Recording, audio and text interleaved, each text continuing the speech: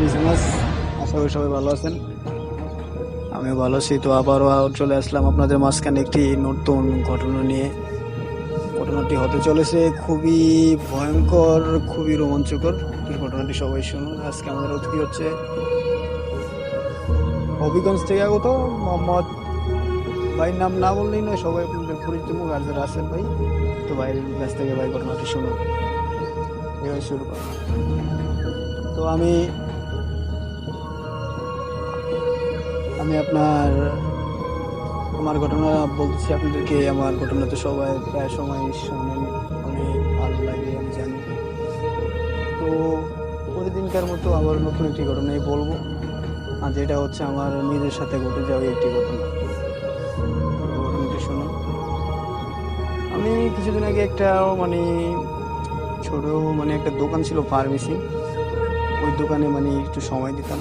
তো সকালে যাইলে আপনার দুপুর 2টার দিকে আসতাম, আবার দুপুরে 2টার দিকে খাওয়া দাওয়া করে যেতাম।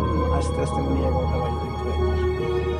তো রাতে 11টা বাজতে এমন সময় বাজার থেকে গাড়ি পেতাম না, হাইটে আসা লাগতো একলা একলা রাস্তা দিয়া।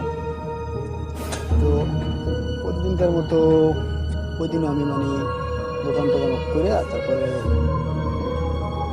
হাইটে হাইটে বাসার দিকে আসতেছি। আসার পথে আমাদের বাড়ির আসার আগে আপনার খনকার বাড়ির একটা চড়া নাম চড়া বলতে না, খনকার বাড়ি, খনকার বাড়ি। তো ওইদিকে রাস্তার 4 রাস্তার একটা মোড় আছে। মোড়ে আসার সময় হঠাৎ করে মসজিদের ধারে কারোল গাছের ধারে একটা কারোল গাছের উপরেতে আপনার খুব ভুতুরে একটা বয়সের মতো শব্দ হইলো। হঠাৎ করে লাগে যে কে যেন হাসতেছে, দাঁত খিলখিলে হাসতেছে, ওরকম একটা শব্দ। তো আমি শব্দটা শুই না, আমি খুবই ভয় পাইলাম যে হঠাৎ এদিকে কেউ নাই, তাহলে শব্দটা করলো কে। এটা আমার মনে হইলো যে এদিকে কেউ নাই, তাহলে এই শব্দটা কোথা থেকে আসলো। তো শব্দটা একবার হওয়ার পরে আরেকবার হয়েছে, 2বার হওয়ার পরে বন্ধ হয়ে গেছে। বন্ধ হয়ে সবকিছু আবার স্তব্ধ, আবার পরিবেশ সুন্দর হয়ে গেছে।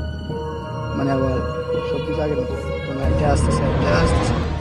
হঠাৎ করে পিছন থেকে আমার একজন ডাক দিল, একটা মুরব্বী টাইপের লোক আর কি আমাকে ডাক দিল, মুরব্বী গলা। বললো যে এই যে শুনছো, দাঁড়াও। দাঁড়ালাম। দাঁড়ার পরে দেখলাম যে একটা সাদা মাথায় পাগড়ি পুগড়ি বান্ধা, সাদা পাঞ্জাবি পরা, মাথায় পাগড়ি, সম্ভবত কোনো হুজুর হইতে পারে, কোনো মসজিদের ইমাম টিমাম হতে পারে, বা আমি এরকম ভাবলাম আর কি। দাঁড়া যায় দেখি উনি কোনো হুজুর না,